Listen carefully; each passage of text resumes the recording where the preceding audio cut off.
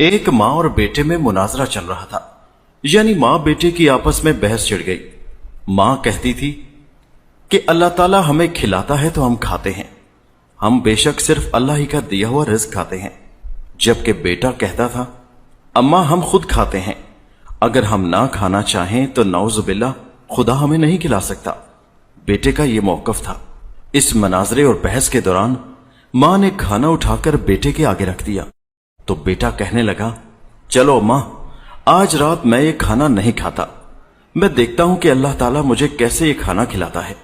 माँ ने ये देखा तो बेटे के पीछे पड़ गई, बेटा पागल ना बन, चल खाना खा ले, शाबाश। मगर बेटा बड़ा ढीठ था, उसने जिद पकड़ ली कि मैं किसी सूरत खाना नहीं खाऊंगा, आज तो अल्लाह ही मुझे खिलाकर दिखाए। वो औरत आखिर माँ थी, अपने बेटे को भूखा प्यासा कैसे रहने देती। वो आखिर उसकी मिन्नतें करने लगी।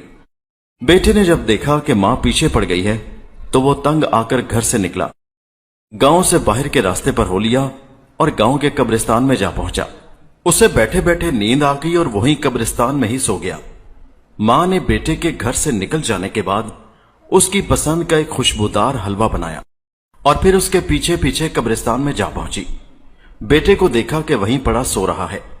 उससे थोड़े फासले पर हलवे की प्लेट एक कब्र पर रख दी, इस ख्याल से कि रात को जब भूख से ये उठेगा तो इसे कोई देखने वाला ना होगा और फिर ये उठकर खुद ही ये हलवा खा लेगा। अब इत्तफाक की बात देखिए कि लड़का वहीं पड़ा सो रहा था कि अचानक आधी रात के वक्त उस कब्रिस्तान में कहीं से डाकुओं का गिरोह आ दमका। वो डाकुओं का गिरोह उस गांव को लूटने की गर्ज से आधी रात के वक्त वहां आया था। वो कब्रिस्तान को एक महफूज जगह समझकर वहां इसलिए रुके थे कि लूट मार के लिए सरदार से आखिरी हिदायत ले ले कि अचानक हलवे की महक ने सरदार की तवज्जो अपनी जानिब खींच ली। सरदार ने अपने साथियों को हुक्म दिया कि जाओ कब्रिस्तान में तलाश करो कि यह हलवे की खुशबू कहां से आ रही है। सरदार के ये साथी सुनकर कब्रिस्तान में चारों तरफ फैल गए और हलवे को ढूंढने लगे और ढूंढते ढूंढते हलवे की प्लेट और वो लड़का दोनों उनके हाथ लग गए। सरदार ने हलवा देखा और फिर लड़के को।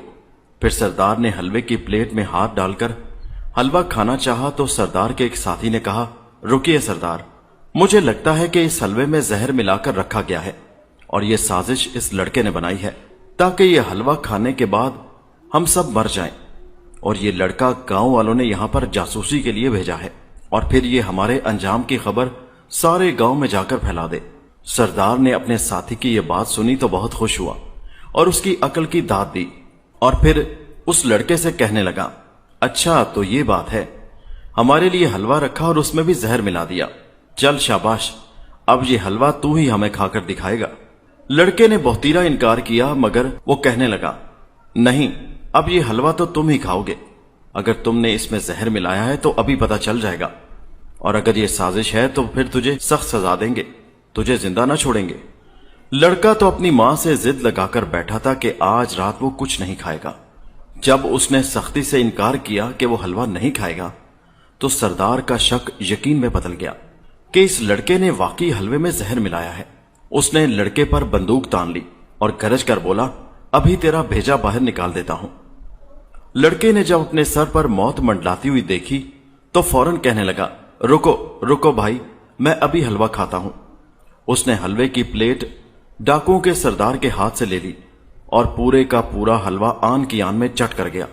डाकुओं ने जब देखा कि लड़के ने जहर वाला हलवा खा लिया है तो वहीं खड़े होकर तमाशा देखने लगे कि अभी ये लड़का थोड़ी ही देर में गिरकर मर जाएगा। लेकिन लड़के को कुछ भी ना हुआ और वो सही सलामत खड़ा रहा। अब तो एक बार फिर डाकू के साथी ने कहा, सरदार लगता है कि जहर में थोड़ा असर था, आहिस्ता आहिस्ता ही इस पर असर छोड़ेगा, लिहाजा इस लड़के को दफा करो और वापस भागने की करो। गांव वालों को हमारे आने की खबर मिल चुकी होगी, ऐसा ना हो कि हम पकड़े जाएं और फिर गांव वाले हमसे निपटने के लिए तैयार होंगे। डाकुओं ने लड़के को मारा पीटा और फिर वहां से भाग गए। फजर की अजान हुई तो लड़का मुंह लटकाए हलवे की खाली प्लेट हाथ में लिए घर में दाखिल हुआ। मां ने पूछा, बेटा खैरियत, क्या हुआ, मुंह क्यों लटकाए हुए हो? लड़का कहने लगा, मां किस्सा तो बहुत लंबा है लेकिन क्या बताऊं, बस मुझे नींद आ रही है। बस इतना समझ लो मां कि हम ना भी खाना चाहें तो अल्लाह ताला खिला देता है।